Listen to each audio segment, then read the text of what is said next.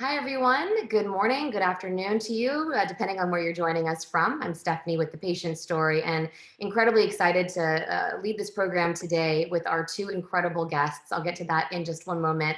Our topic today, of course, is treatment options for relapsed refractory multiple myeloma. And as we know, it's a landscape that is constantly shifting, which is great news. But that also means it's a conversation I think that we should continue to have pretty frequently as the information keeps coming in. First, we'd like to give special thanks to Cario Farm for its support of our educational program today. Now, what I hope people, you all take away from today's conversation is more humanized sort of context of all this information that's coming out. We're going to have some medical jargon, of course, it's part of the conversation, but we're going to have an incredible discussion that's led by two top myeloma specialists. We have Dr. Cristina Gasparetto, director of the Multiple Myeloma Program at Duke University.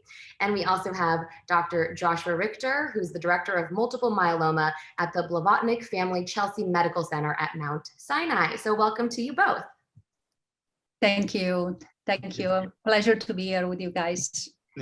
Right now, our discussion, I'd like to kick off with some COVID-related questions, actually, just because it's timely. People are talking about with the CDC's recommendation about, hey, you got to go get your booster shot, your third shot. For a lot of folks, they're hearing more people talk about certain things. So they want some clarification, and we're hoping that maybe you can provide some. So one of the questions is about, how some of the treatment, immunosuppressive might, prevent a better antibody response from the vaccines. How bad is it? They've heard people talk about, daratumumab or Darzalex and pomalidomide or Pomalyst as some of the ones that are being thrown around. So can either of you sort of just talk about the efficacy of the vaccines in this context for myeloma patients?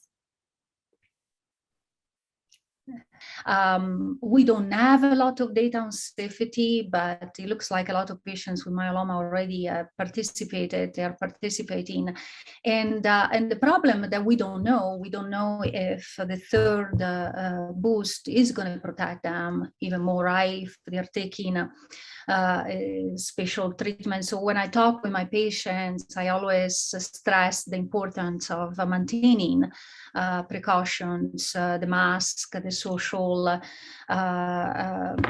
distance, and then first exposure. I think if they are exposed very quickly to contact us to receive antibody treatment. So we actually have that at Duke with infectious disease. We can move very fast on providing them with the infusion, the antibody infusions, to minimize the risk of major symptoms with infection. So we don't know. We're learning about, and I think the Leukemia Lymphoma Society are going to collect data about the third shot, the boost. And right now, Duke started, so we have some recommendation, and we can provide, recommendation to our patient receiving active treatment less than 2 years from transplant to go ahead with another boost. But we don't have a lot of data on safety, right? Do you agree with that? Yeah. Yeah, I would agree 100%. We used to kind of conceptualize the immune system as all up, all down, all yes, all no. And one of the big advances of the last decade has been understanding, at a granular level, there's some cells we want down and some cells we want up. So it's too complex of a system to have, universal statements about it. We are, I think Dr. Gasparetto described it perfectly. Some patients won't mount a response, some will. At the moment there's any exposure, we have the exact same policy as Duke, which is to get them in for one of the antibodies like the Regeneron product. And it really depends upon what type of therapy.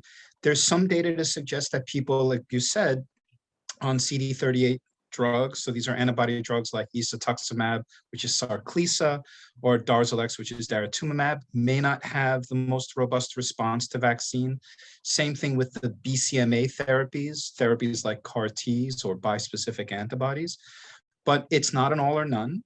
And some of our scientists are looking, people we see on Facebook, they post their vaccine titers, their antibody levels. Well, that's one number, but there is a T cell response to the vaccine that's not readily measured, that some of our scientists and other scientists are looking at. So we don't have all the answers. A third booster may help some people, but there may be people whose immune system is so far down that if 2 didn't do it, a third won't do it. I think the best advice is exactly what Dr. Gasparetto said, which is until we are on kind of the other side of these big waves and we learn a little bit more, continue masking and social distancing. Yeah, perfect. Yeah. And the message being, of course, better to get the booster shot, especially if it's been effective, than to not, and then just take those extra precautions.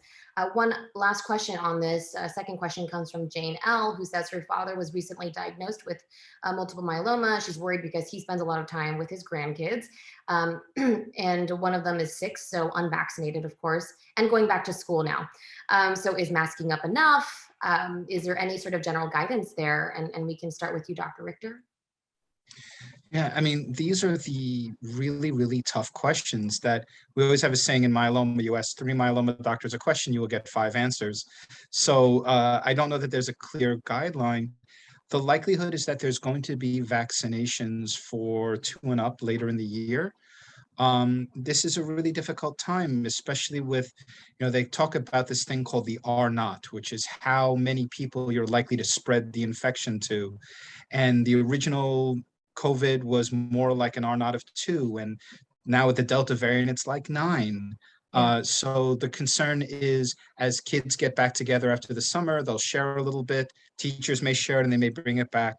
So I think the way I would approach it is, everyone has been very diligent, and it's taken a huge toll on everyone physically, psychologically. But early on in the next year, where we have more people vaccinated, including people potentially as young as 1 year old, I think it's going to be a different story. So I would say still try to keep a little bit of distance. Okay, perfect. Thank you so much for that. So as we shift now into talking about these treatment options and this shifting landscape, we do have to, set the stage a little bit. Everyone knows in this space that myeloma, the experience ranges widely. And Dr. Richter, you just said, ask 1 question, get 5 answers. So we should expect that, and want to remind everyone that today's discussion is very much a discussion. It's about this information, empowering patients and caregivers to take what they can from it, but that it is not medical advice, right? So the first one is about deciding when and how to restart treatment. What are those signals that you take in? And I know it varies again from patient to patient. And how much does it vary depending on the standard risk versus high risk? And maybe we'll start with you, Dr. Gasparetto. Sure, it's always a very difficult question because you are correct. Standard risk, high risk probably is a little bit different. If you have a patient, for instance, I'm going to give you some examples so it makes more sense. If you have a patient with standard risk myeloma 5 years after transplant, in remission, and now you check labs and you start to see a resurfacing of the protein, the marker. Do you need to treat the patient immediately? Probably not. The first step that we do is restaging to make sure that the myeloma is not causing any damage. And then we monitor the marker, that protein. And if the protein remains relatively stable, sometimes we postpone treatment because we know that as soon as we initiate treatment, we have to go with 3 drugs, a combination, and increase the risk of toxicity. So we don't want to do any harm, and we want to, if every drug has a half-life and the clock starts to tick when you start the drug, if you start at point A that you have enough time, so if you postpone the initiation, it may be beneficial. You may have something else to offer to your patient later on, and improve. And particularly if the patient comes to you and say, I feel okay, I don't have any symptoms. Why not to follow that particular patient? Now, if a patient progresses more rapidly, if he's still on treatment or if he's very quickly after the transplant, or a patient with high-risk myeloma, that is a different story. Then we have to take that in account and probably initiate treatment a little bit sooner at that point. Yeah. Perfect, Dr. Richter. And of course, if a patient has symptoms, if we figure out, if I found out that the myeloma is already damaging, then yes, absolutely, no question. Perfect. Yeah, I couldn't agree more. I think one of the things you brought up, Stephanie, is this notion of high risk or standard risk. And we typically, when we talk about high risk, we talk about cytogenetic high risk. So abnormalities in the DNA of the cancer cells, things like deletion of part of the 17th chromosome or extra copies of the first chromosome. But something that Dr. Gasparetto brought up, which is absolutely critical in deciding who needs retreatment, is something we call functional high risk. So with many of our great drugs, we anticipate that initial response to induction or transplant to last many, many years. If your disease relapses much sooner than that, it doesn't matter if your genetics don't show any high risk, you're demonstrating the biology of the disease to be functionally high risk. So I completely agree with Dr. Gasparetto. We've had patients, a few months after the transplant, the numbers are coming up. That's an omen of something bad. We may have to act on that sooner. No, I appreciate you both responding about that. I'd like to ask too now, and we'll start with you, Dr. Gasparetto.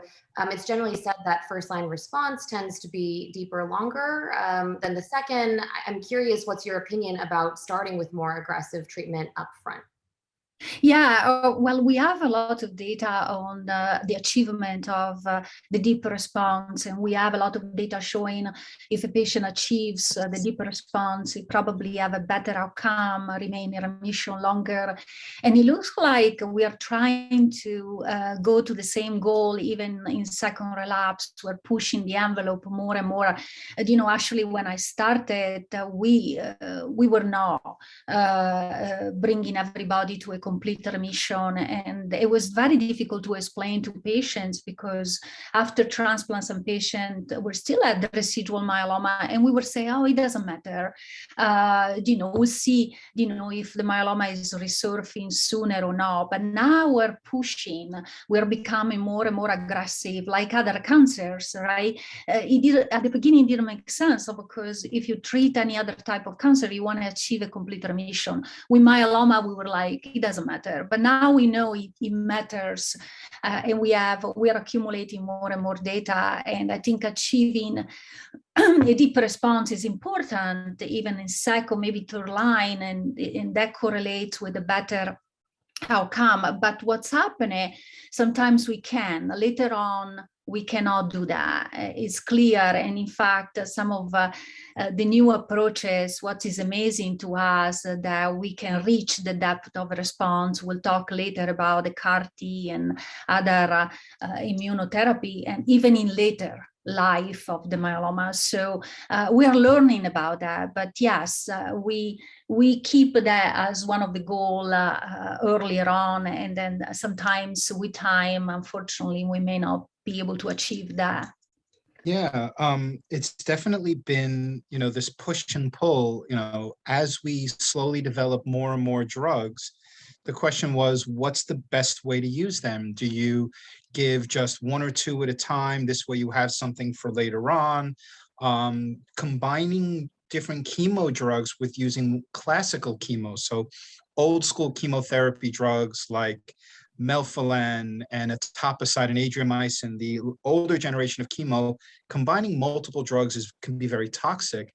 But many of the novel or newer drugs we use in myeloma can be combined much easier. So there's been discussions of, do you kind of save things for further down the road, or do you make these 3 and 4 drug combinations earlier and earlier on? And we now know that that's probably the better way to go. And now that we have more drugs, we have 3 unique drugs to give up front, 3 unique drugs to give second, third, and fourth line. And it's really important to put best foot forward, because despite the probably dozen or more drugs we have, the average patient in the United States only gets 3 or 4 total lines of treatment. for both good and bad reasons. The good reasons being that some people do so well with their first or second line, they can live for many, many years and pass of something else in complete remission. There are, unfortunately, some people who have higher risk disease and don't make it beyond the first few lines because they're so sick. But yeah, achieving deep remission now with multiple drugs is really key. And we know that people who get these deep responses have such incredible outcomes. We used to talk about the entire journey from diagnosis to death being only 2 years, where there was a recent study that looked at giving daratumumab, Revlimid, and dexamethasone to the older, frailer patients who were not eligible for transplant. And they just recently looked at the data, and the average remission has not yet been reached, but crossed the 5-year line. Yeah. So we're talking about the older, frailer patients who can't get transplant with their upfront therapy, where it used to be the entire journey from diagnosis to death of 2 years. Now the older, sicker patients get more than 5 years on average with their first line alone. Absolutely. I think some of these combinations are becoming so powerful, and we are learning the early exposure of some of these agents is very important, and the combination. So definitely we're treating myeloma very differently from even 5-10 years ago. Yeah. It is so promising and so energizing to hear, about even these numbers, right? It just paints that picture for people. Okay, so then without further ado, I think a lot of people are curious about these newer therapies, newer combinations. Yeah. And in this context, there is a lot of information out there already. I've seen about, what it is and more of the medical jargon. We do have to talk about, things like how it works, just so people understand these different classes, they work differently. But I'd love to get some color from the both of you in terms of your own experience with patients, these, the real world experience. And we got a lot of audience questions. I'm just going to sort of throw it all in general to say they wanted to know about side effects going through each one of these. And of course, the most important is how you try to reduce them if possible. So we'll start with Selienxor, trade name XPOVIO, just because, of course, it was more recently approved to be used earlier. And so I think there's a lot of curiosity about that. And that approval was for Selienxor, bortezomib, or Velcade, and dexamethasone. Dr. Gasparetto, we'll start with you. Can you talk about how it works and then your experience with it? So Selienxor, first of all, is another oral by mouth medication. So it's always good to explain that to the patient for convenience, like who doesn't like an oral medication. And it's a different mechanism of action, but it's not unique of myeloma. In fact, XPOVIO has been used for different type of malignancies, including solid tumor. And so XPOVIO, it blocks a very important protein. It's called exportin 1. And the reason why it's important for cancer, because it keeps the cancer cells going on, multiply, and stay alive. And I'm trying to explain this very simplistically. But so XPOVIO blocks this protein. And so the cells eventually, because this protein is blocked, they go, what we call in apoptosis, they go to death. They die. And this exportin 1 is overexpressed in myeloma and actually correlates with worse survival, worse prognosis in a way. And so it works very well. And when XPOVIO was first approved, was in combination with dexamethasone, heavily pretreated patients. Joshua was part of the STORM study. And XPOVIO was given twice a week to patients that we call refractory to everything, the penta-exposed, and so very difficult to treat. And there was a signal, however, very difficult to tolerate. I think you guys did a lot of work with the supportive care, the triple antiemetics, anti-nausea medication to support the patients. And we don't use XPOVIO like that anymore. That's dépassé, it's old school. So now XPOVIO is once a week. And when we use once a week in combination, we are able to mitigate some of the side effects. And that's the reason why XPOVIO was recently approved in combination with bortezomib once a week. And patients are able to tolerate the agent XPOVIO much better. In fact, we have a lot of data on the nausea, the fatigue, that kind of dissipates with time, and patients are able to sustain. I always tell patients, you just have to in a way, tough it up the first couple of cycles, and then we can maybe, able to adjust the dosage, and you're able to tolerate. So XPOVIO was approved in combination with dexamethasone twice a week. We don't use that anymore. We use it in combination. And I'm part of a study, it's called the STOMP study, where XPOVIO is used in combination with everything else. So bortezomib, which led the launch of the Boston study, and then carfilzomib, daratumumab, Revlimid, pomalidomide, you name it. And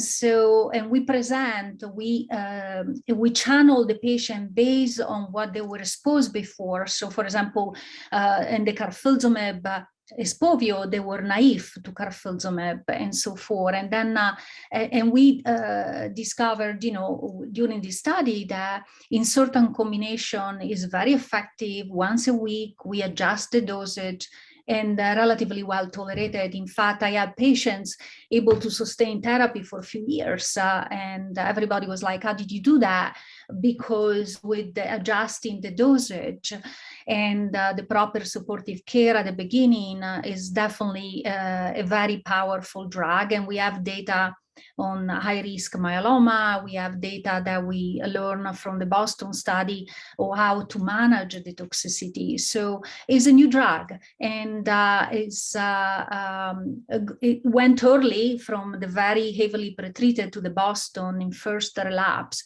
And so, there are some, very interesting combinations that we launched on the STOMP study, and probably they're going to be becoming more, established based on the early results of the STOMP studies. So it's a very interesting drug. It's a new mechanism of action for myeloma, a new target.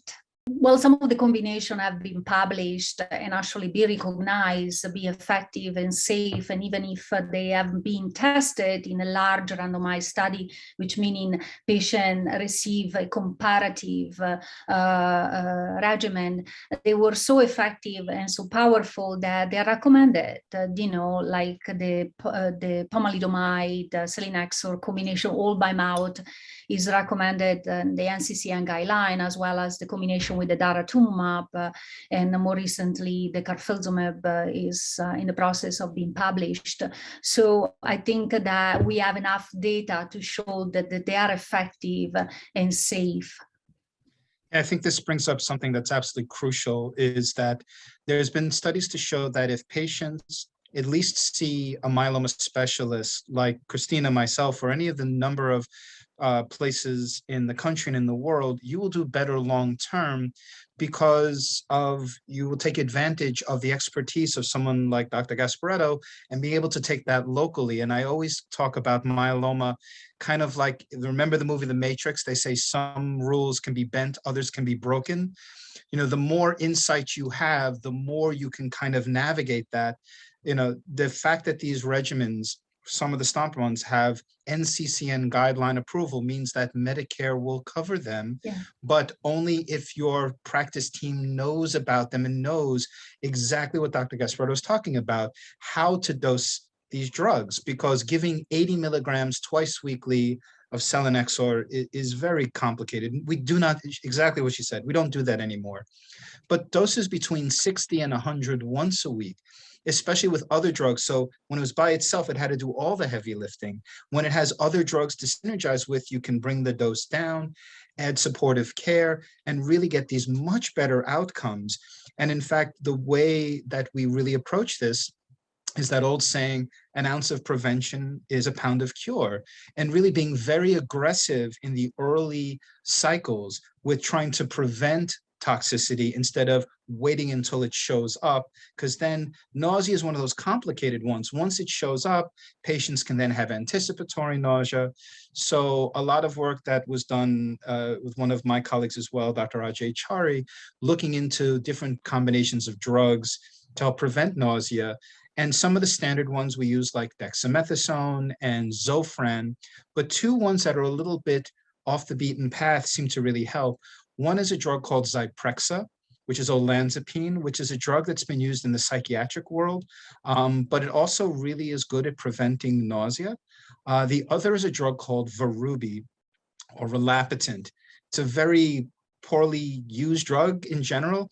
It's the same class of drugs as things like Amend or Prepitant, but it doesn't have the same drug-drug interactions with Selienxor that Amend might. So I think that's one thing I would encourage all patients, even if you love your local team. Now, especially in the days of COVID where we have telemedicine, go out of your way to seek care at a place like Duke or Sinai or one of the many advocacy groups that can help you get connected with one of the great myeloma centers in the country. No, absolutely. Yeah, I agree.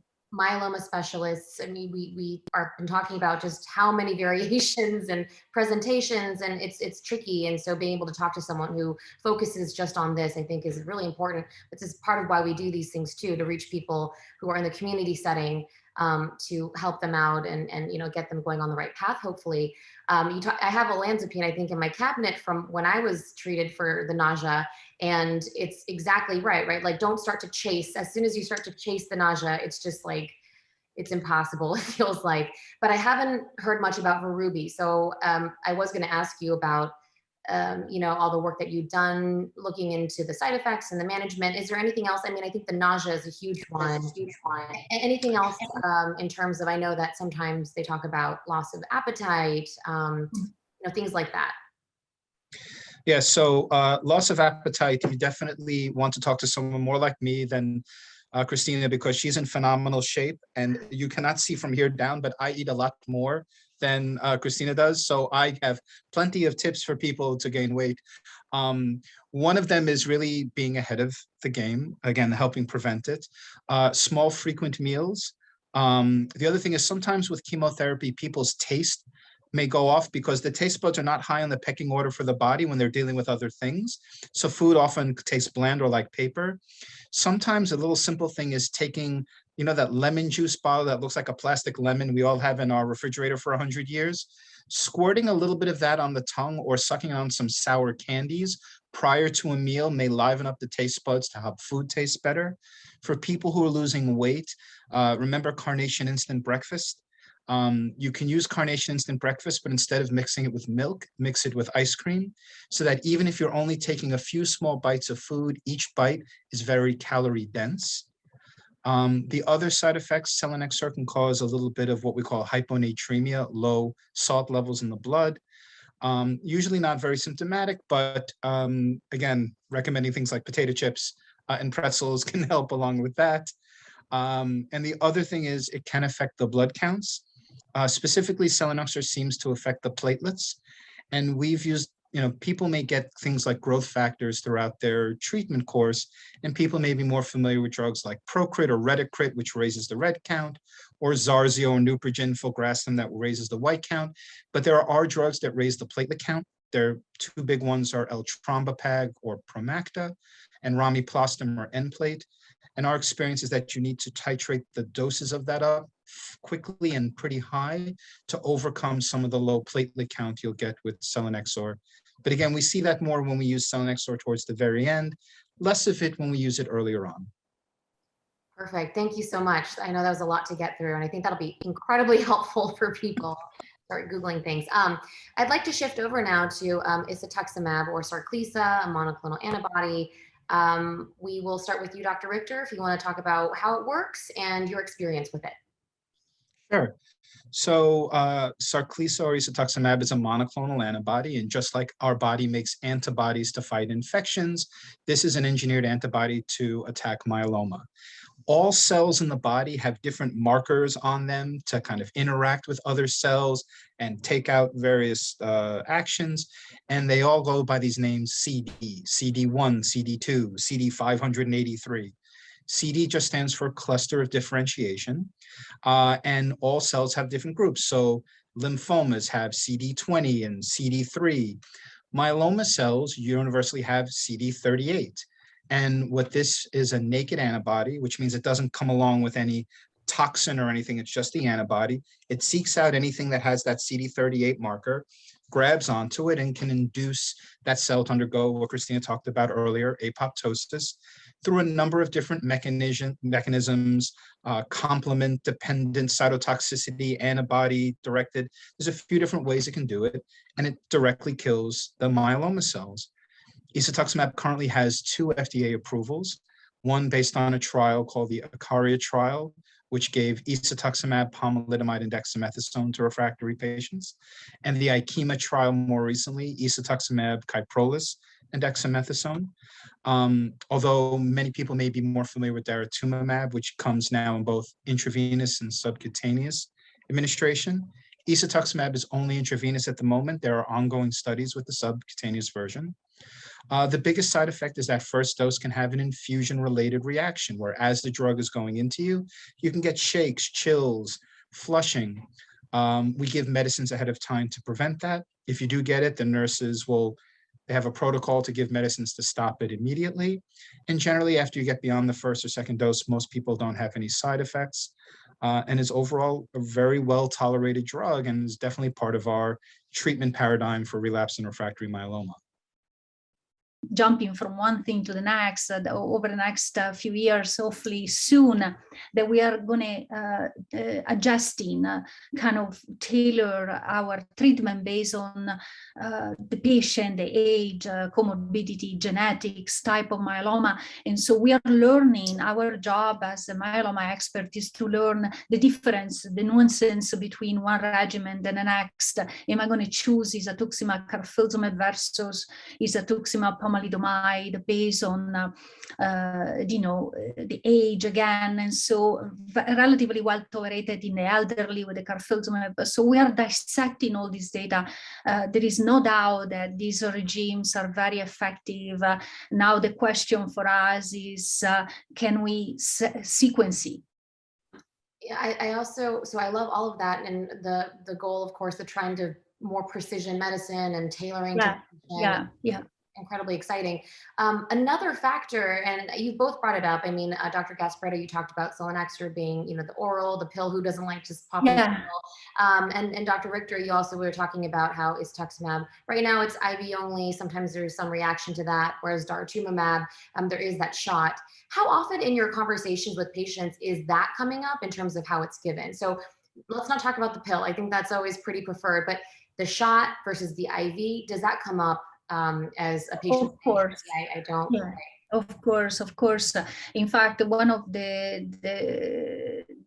convenience, the daratumumab with pomalidomide, when you go to dara monthly with pomalidomide, becomes very convenient.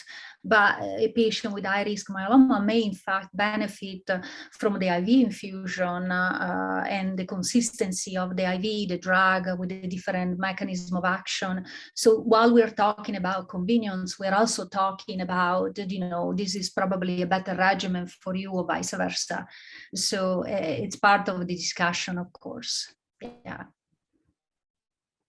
Perfect. Wonderful. We will shift over now to Melflufen, trade name PEPAXTO. And this is maybe a little bit later on for the patients who've had 4 more lines of prior therapy. I think that's the FDA. Yeah. So let's go to you, Dr. Richter, to talk about Melflufen and your experience with it. Sure. So Melflufen tries to marry one of the greatest drugs in myeloma history to the new way. So when we talk about chemotherapy or drugs, it's kind of dividing line. There's classical chemo that was invented around World War II that just kind of kills everything. And then there's the newer therapies that better target the bad cells and less off-target toxicity. Melflufen is the drug that has been given both orally, and the majority of the way we use it in the US is to give high doses of Melflufen as part of our stem cell transplant procedure.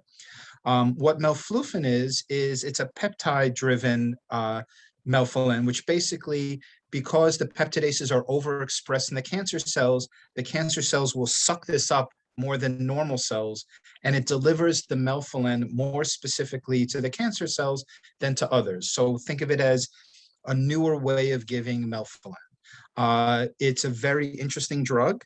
It's given once a month. So it's nice to give a drug only once a month. It is an IV. However, at the current time, it requires a central line. So a central line can either be a triple lumen catheter or a PICC line or any other way to get a central access. There's an ongoing study called the PORT study, which is evaluating giving the drug through a peripheral IV, which will hopefully be out later this year, which will allow us to give the drug through a peripheral IV instead of a central line. I've used the drug with some success. I think it's a very powerful drug. At this very moment right now, there is a lot of issues at the FDA level. In July of this year, there was an independent review committee that looked at another study that was done that was head-to-head Melflufen versus pomalidomide.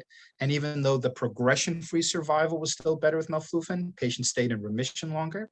The overall survival was shorter with Melflufen. So the FDA put a bit of a hold at the moment, and the FDA and the company that makes this oncopeptides are currently going through discussions of trying to tease out who was having the poor outcomes, who are having the better ones. So the future is a little complicated. The biggest side effect is it lowers the blood counts. Apart from cytopenias or low counts, there are very few other toxicities, specifically thrombocytopenia, low platelet counts. So the patients that I have, I usually have to delay their next cycle a little bit because their platelets haven't quite come up just yet. And there's some really great ongoing studies in the same vein of Cristina's STOMP study of combining it with drugs already out there. And the two most mature data sets are Melflufen plus bortezomib and Melflufen plus daratumumab. Mm-hmm. Wonderful. Dr. Gasparetto, anything to add? Well, not much. Joshua pretty much summarized very well. The good thing is in the study that led the FDA to approve Melflufen in combination with dexamethasone, there was a group of patients who had what we call the extramedullary disease, meaning that the myeloma was kind of losing control a little bit and presenting with several tumors outside the bones, and there was a good signal. So it's old-fashioned chemotherapy, but it's more targeted chemotherapy. So we learn very quickly that it can be used in this difficult to be treated population of patients with extramedullary disease, and there was a good signal, a good response rate. Yeah, it's all promising. What I'm hearing, of course, we're in the thick of things and all these different combinations. You know, people are trying to tease out what is that right combination, and for right, different people respond differently. I also like that, you know, you're talking about it before. You talked about different doses, you know, that Selienxor, for instance, that can help with side effects, and you can play around after a couple cycles.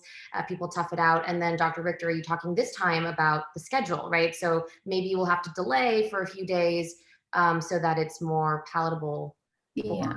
Yeah, maybe a dose reduction in combination. We are, I guess, establishing the right dose in different combination. It may not be 40, maybe 30 or lower. Yeah.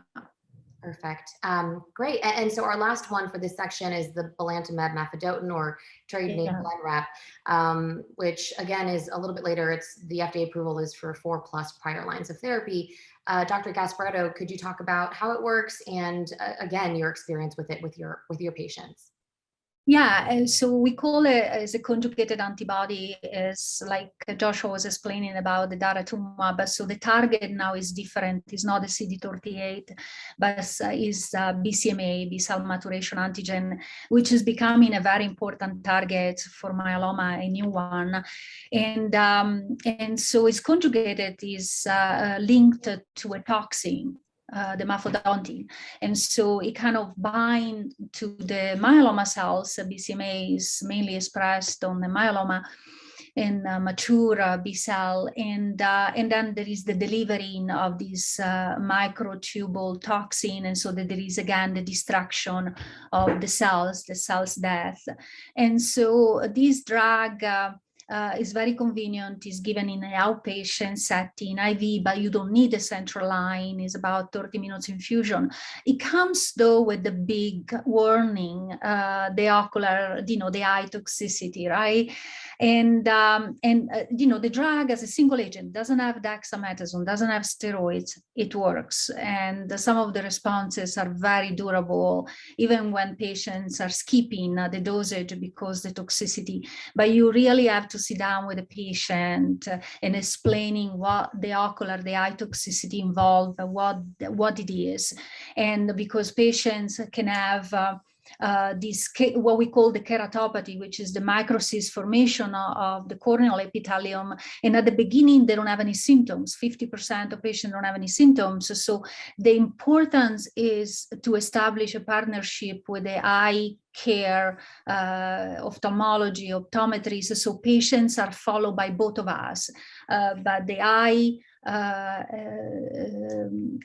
the ophthalmology, optometrist, and then has, so we can decide together if we can continue, we can give the infusion every 3 weeks, because all these ocular toxicity in the clinical study were reversible, because people will present with this keratopathy, decrease of the eye, the vision, blurry vision, dry eyes, and they're reversible as long as you don't continue the infusion. You don't want to arrive to the severe keratopathy, the grade 4 with the ulceration, you want to stop it. And so the partnership and explaining to the patient that of course this ocular toxicity is reversible, they're not going to get blind, but when we're dealing with the eye toxicity, we all get scared, right? And unfortunately, is the delivery, is the toxin that is linked to the BCMA, to the antibody that is causing directly that. And so a lot of study trying to prevent, trying to help patients, lubrication of the eye, keep, not using the contact lens, and keeping a constant, follow up with us, with the physician and the ophthalmologist or optometrist, so we can guide.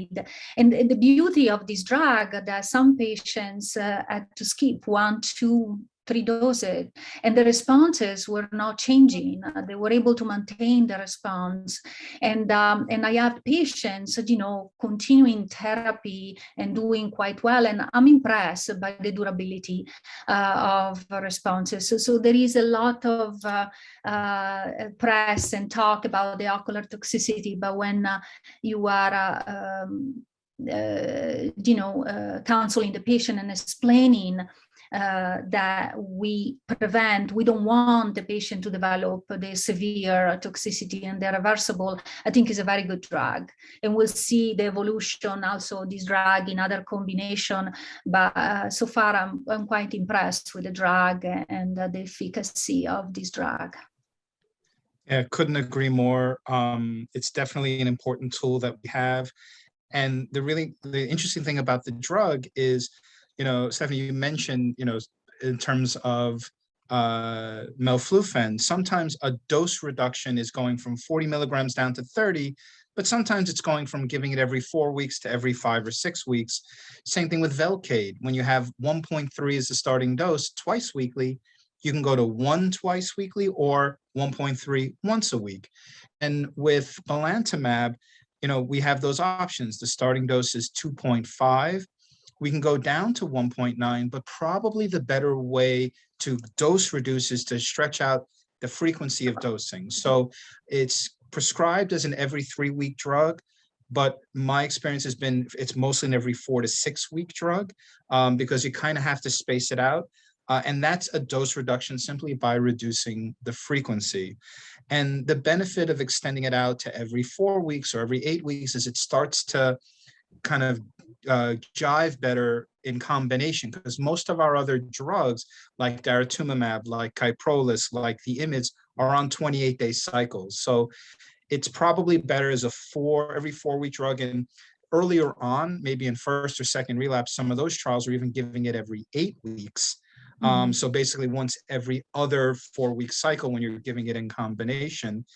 And the same thing there, we may have to use a different drug. So all of the studies that are being done with Belantamab are called DREAM with 2 M's. So the drug got approved by the DREAM-2 study. The most robust data so far that I've seen is from the DREAM-6 study, which is mostly being led by Dr. AJ Nuka at Winship at Emory.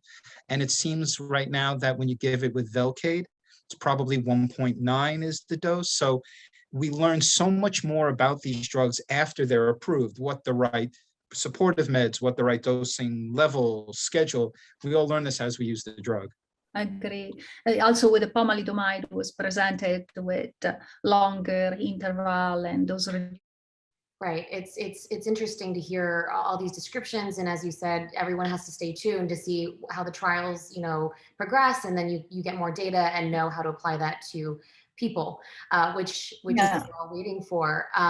But as Dr. Gasparetto was saying, when you talk about eyes, it's just kind of, it's intimidating, right? Yeah.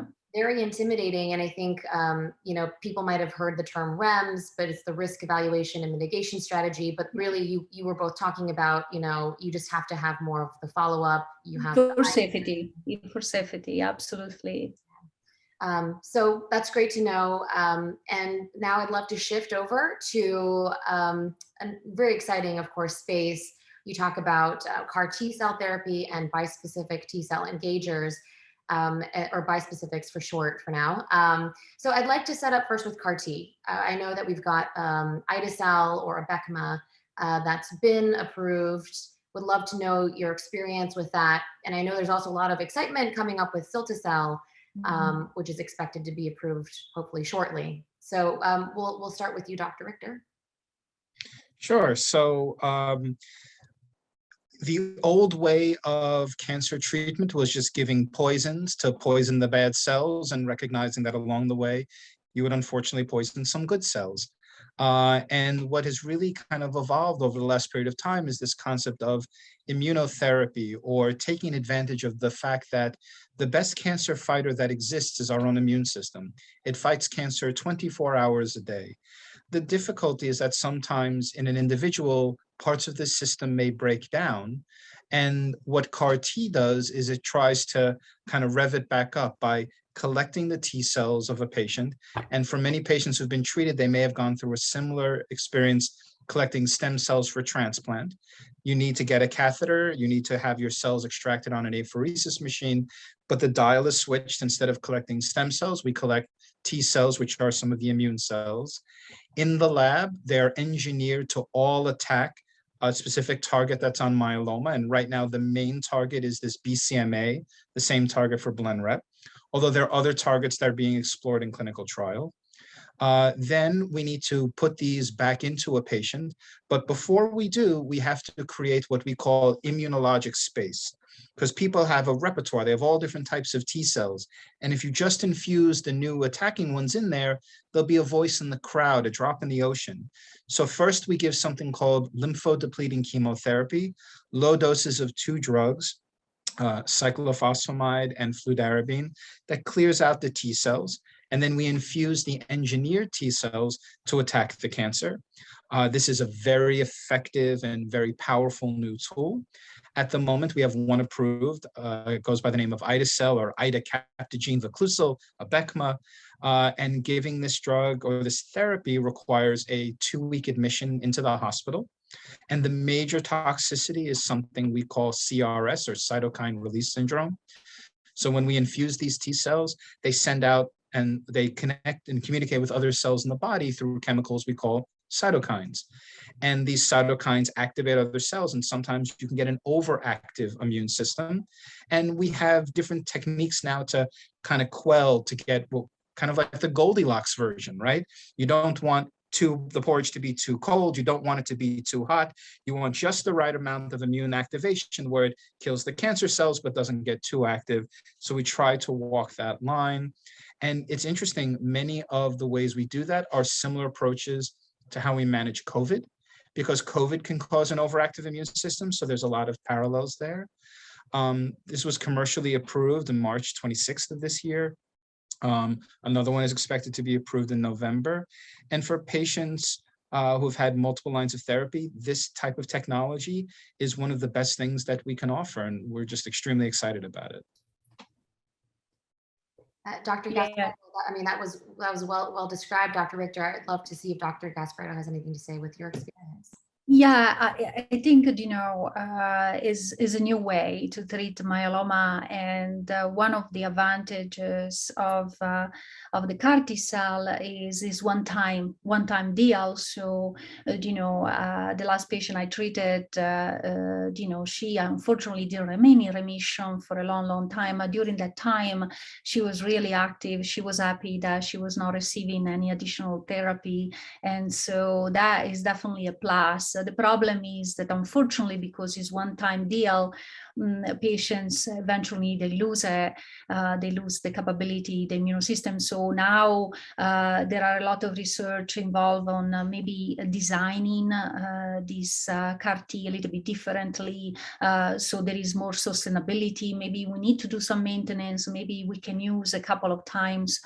Of course, like all the other drugs that they enter in the field of myeloma, initially they are tested on very heavily pretreated patients. So of course, the first one to be approved, if you look, you know, all patients, the durability of response, they were a little bit shy of a year, but quite impressive responses. So if we can move these approaches earlier, and we saw that with the cilta-cel, with the cartitude, when the cartitude is a little bit different construction. When it was used in heavily pretreated patients, the durability was maybe a little bit better, but similar to the karma. But now patients treated earlier, we see amazing responses, and the durability is getting longer and longer, particularly with patients achieving the complete remission, the MRD that we were talking earlier, right? Can we use the MRD in this situation? And in addition to the CRS, we started to also get the feel of what we call the neurotoxicity. There are different types of neurotoxicity, the earlier on that we can treat with steroids, tocilizumab, etc. So I think we are making these CAR T-cell safer and safer. I mean, I was impressed by the overall response, the MRD, and the fact that the toxicity profile is becoming, you know, we're testing now some of these CAR T-cell exclusively in the outpatient setting. Before, when we started, Joshua was saying, patient has to stay in the hospital to be monitored for these major side effects, but now we can manage them in the outpatient setting.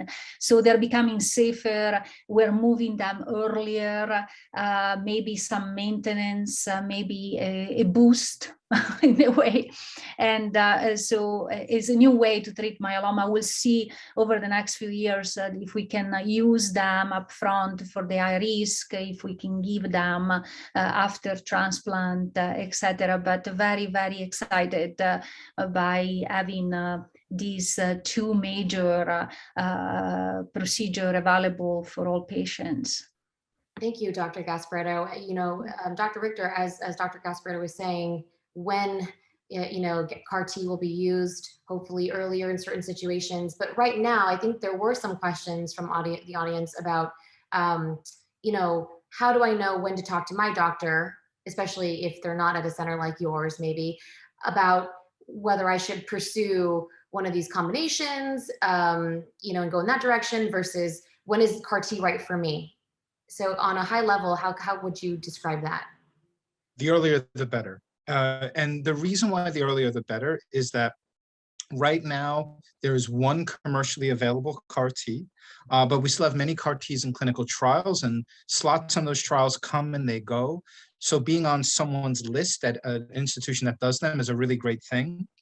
The other issue is it's worthwhile to have this communication between your local physician and the myeloma CAR T physician, because right now CAR Ts are approved for 4 or more lines of therapy.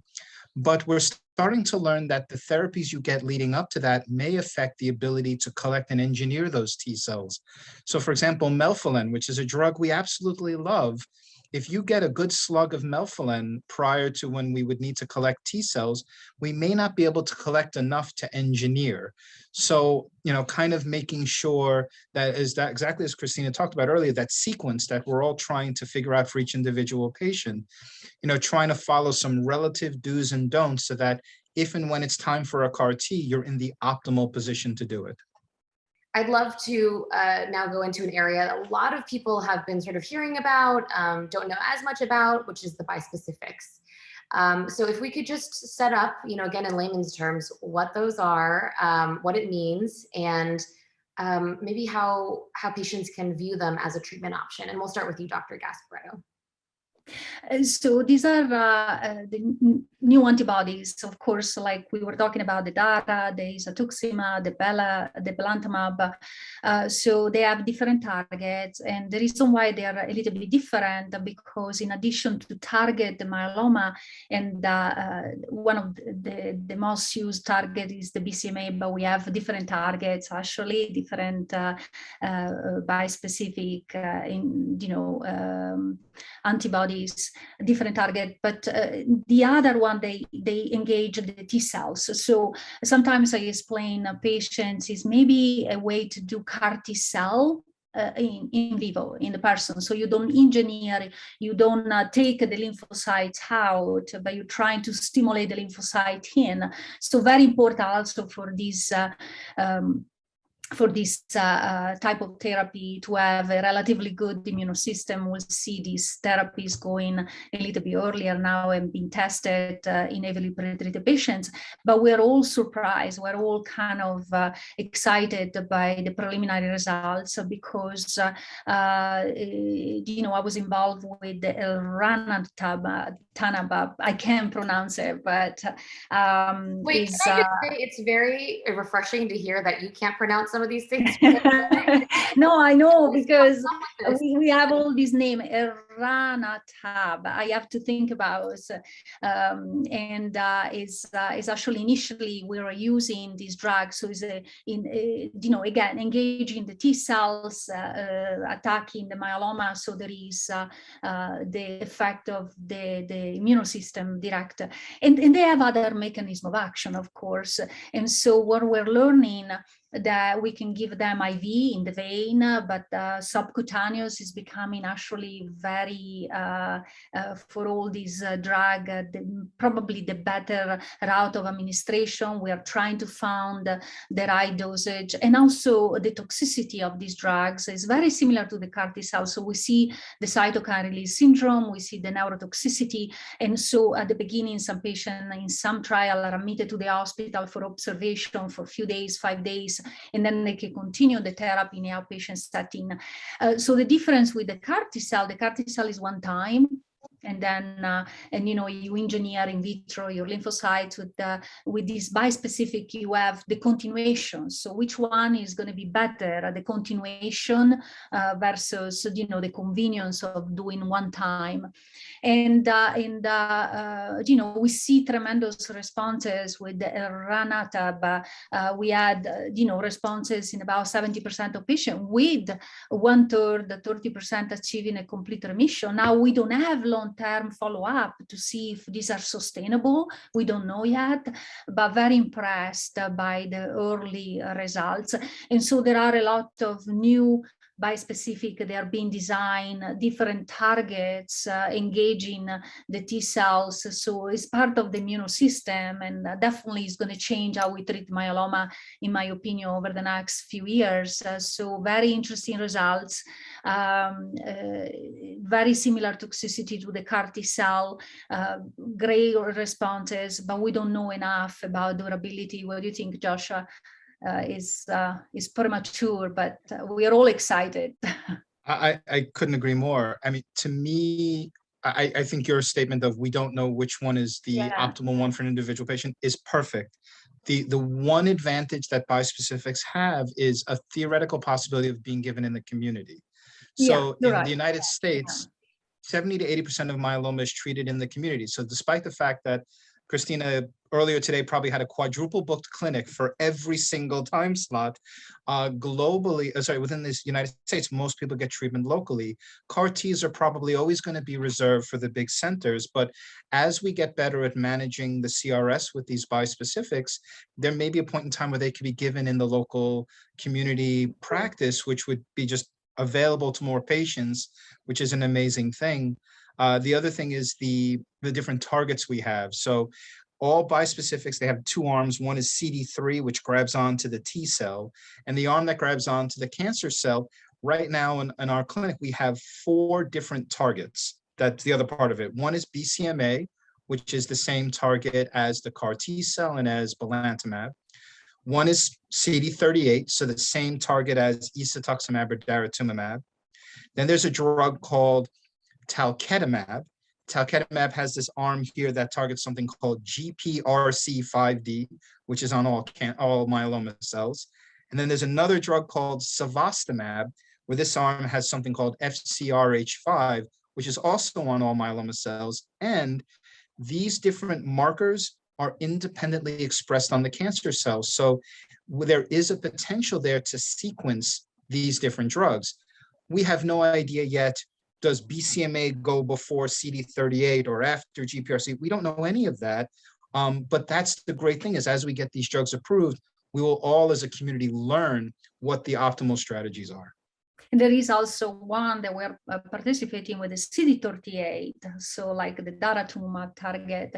And actually with the elranatab, we had about 20% of patients previously exposed to other BCMA targeted therapies, and we still had the response there. So I think that is another big question, you know, for us is, can I use Belantamab? Can I use the bispecific? Can I use the CAR T-cell with the same target?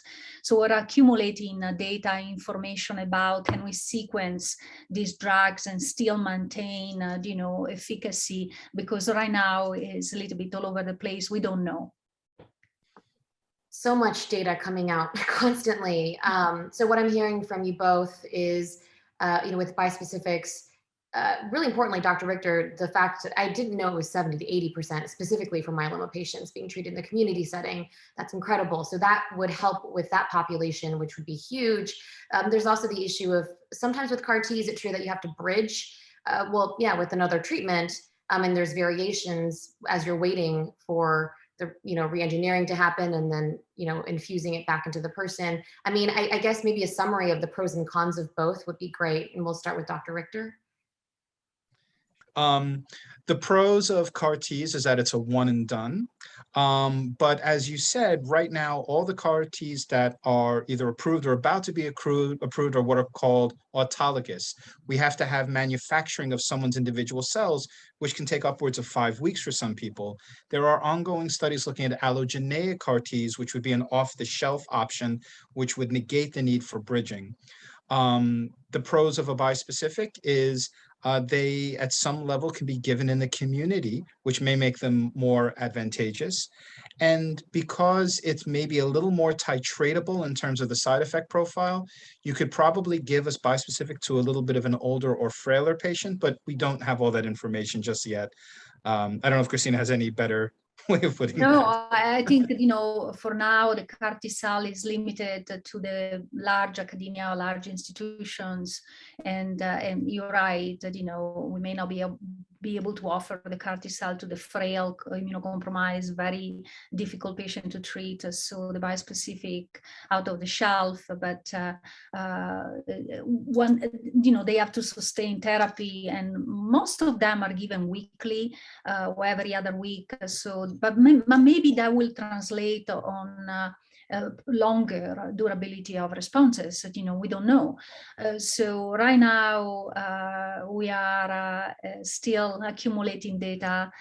Can we use all of them? You know, eventually, how early type of combinations. So, but the good news is that we do have a lot of options available, and that, you know, when we are called to talk about the relapsed refractory myeloma, I don't know if you have tried to make a slide deck recently, but it's impossible because we have so much data, so many options options, and it's impossible. I don't want to talk about the relapse refractory because it's crazy to keep up with everything, which is great, right?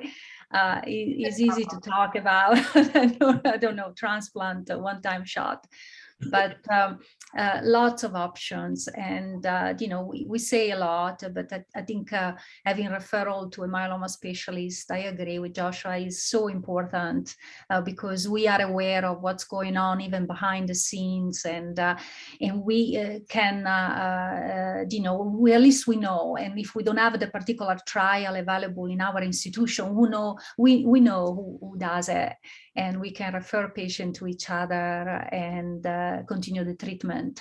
Perfect. And we're going to end with an audience question, and you can just both respond, and then that will be it for the day. And we'll hopefully get some follow-up questions later. But the question is from Richard D. His wife has been through a few lines of treatment. Now their oncologist has brought up a new clinical trial. I don't have the details, but the question is, do doctors only bring up a clinical trial when the situation is hopeless? My wife is feeling upset and nervous about what this means for her/us. And I think what this brings us back to is that there's all this data, and it's great having these conversations, but when people hear certain phrases, sometimes it can be really overwhelming and very daunting. Like, what does this mean for me? So with that, maybe we'll start with you, Dr. Gasparetto. What would you say to someone who... I would say, just keep things in perspective. I mean, so if they're offering a clinical trial, it's because the patient is still eligible for the clinical trial. So that is good, because we have like stringent eligibility criteria because, patient has to be in good shape, having good count, good renal function, so we can test a drug. But think about all these drugs that we just presented. They were all in clinical trial, and we have many success stories. We have patients in remission, a patient that they responded phenomenally. So actually, I am pro clinical trial because it's the only way that we can learn how to treat myeloma and other cancers. And so, no, it's not a bad thing. Means that the patient is eligible for something that may be even more powerful. We don't know. We don't test. We test a very powerful combination. So even if you are in a clinical trial comparing one old versus one new combination, they are very effective. We don't design a clinical trial to have one of the combination, completely failing. So I think that, keep thinking perspective. If the patient is eligible for clinical trial, it may be a good thing. I mean, good marrow reserve, good renal function, and maybe, a new drugs, who knows, a new combination that can be really important for her, for the patient, and for other patients in the future.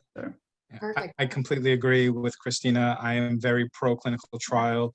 And in fact, the earlier, the better. Exactly as Cristina talked about, if you go through every treatment available, you may then no longer be eligible for any clinical trial. The benefit of doing a clinical trial early on is that if it works, you get access to a standard of care 5 years from now. Exactly. You get access to it now. And the other benefit is that if it does not work, you have all of the currently approved drugs ready to go at a moment's notice that you could salvage with if you need. And every moment you are on that clinical trial, the bucket you can reach into for new therapies grows and grows. If she goes on that clinical trial today and is in remission until December, we will have cilta-cel approved before then. If she stays in remission next year, we're going to have cell mods approved and bispecifics improved. And that means that standard of care option bucket just grows larger and larger. So Cristina hit the nail on the head. Pro-clinical trial involvement, we are all about it. It deepens our knowledge about how to treat an individual, how to treat everyone as a whole. And the simple fact is the myeloma world is one big community. If there's a trial I do not have, I know who it is and will refer them out. Okay. We have patients that move. So I had a patient that recently moved to Florida. I called up our colleagues at Sylvester Cancer Center in Miami. They're going to see them. So taking advantage of the myeloma community that we all have for clinical trials is absolutely the right way to go. That is so well said. Thank you so much. And I want to thank you both for spending so much time with us today, not only doing the work that you do in clinic and in research, but for things like this where you're reaching people who are not your own patients. And so very, very grateful for that. Dr. Cristina Gasparetto, Dr. Joshua Richter, thank you so much for joining us today. Thank you. Thank you for having us. And we love to treat patients, is a love-hate affair, like I mentioned. So of course, this kind of discussion, conversation are always the best, even for us. Perfect. Absolutely. It's always a pleasure to work with community advocacy groups and to get to hear from the great Cristina Gasparetto. From you. When of course, when she told me that I was working with you, I was very happy. So same here. Done.